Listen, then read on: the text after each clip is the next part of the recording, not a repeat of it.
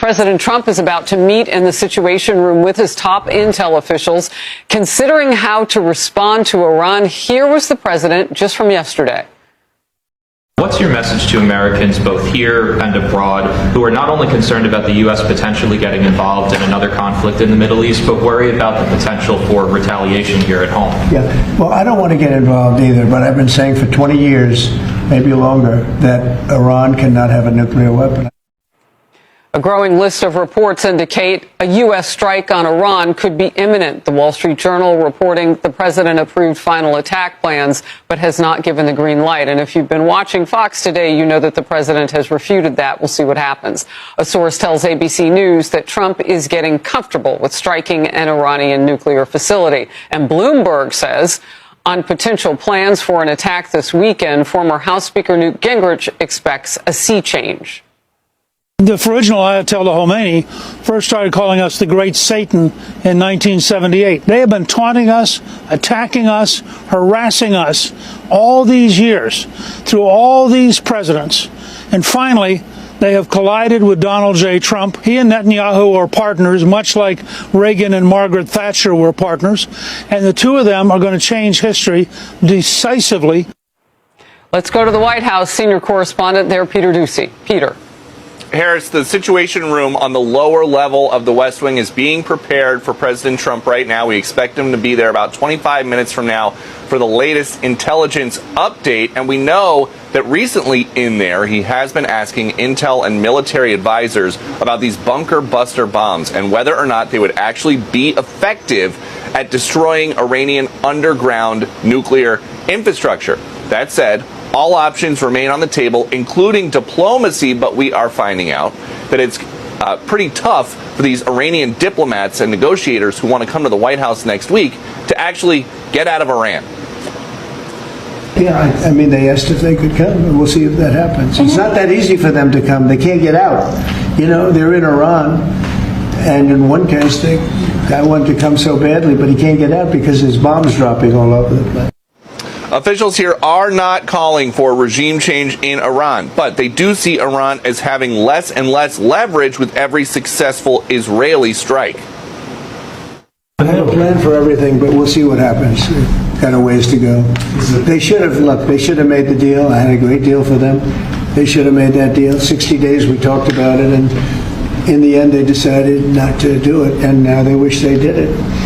And they want to meet, but it's a little late to meet. President Trump is not considering a long-term military engagement against Iran. But even with that said, the Iranians are saying if the U.S. gets involved at all, they will be retaliating against American targets that they can reach. Harris. Peter, thank you very much. And as we have been... What is the US bunker bomb that could hit Iranian nuclear sites? One of the weapons the US could use in Iran to destroy nuclear facilities is a 30,000-pound ordnance designed to reach bunkers or underground targets. The possible use of a powerful American bunker bomb against Iran's nuclear facilities continues to hang over the country's conflict with Israel. But US President Trump is keeping the world guessing as to whether he would join Israel's bombings on Iranian nuclear sites. I may do it, I may not do it, Trump told reporters when asked about potentially joining the attacks. That decision depends on whether one of the weapons the US military has at its disposal, the GBU-57 A Massive Ordnance Penetrator MOP or bunker bomb, could reach one of Iran's key nuclear sites, which is buried deep in a mountain. A US official told Axios on Thursday. Iran's deputy foreign minister, Kazem Garibabadi, said on state TV on Thursday that Iran will have to use its tools to both teach a lesson to aggressors and defend its national security and national interests if the US decides to intervene in the conflict. What is the bunker bomb? The GBU-57 MOP is a weapons system that is designed to attack hard and deeply buried targets, such as bunkers and tunnels, according to a 2024 US Air Force Force report, an archived fact sheet from the U.S. Defense Threat Reduction Agency, DTRA's.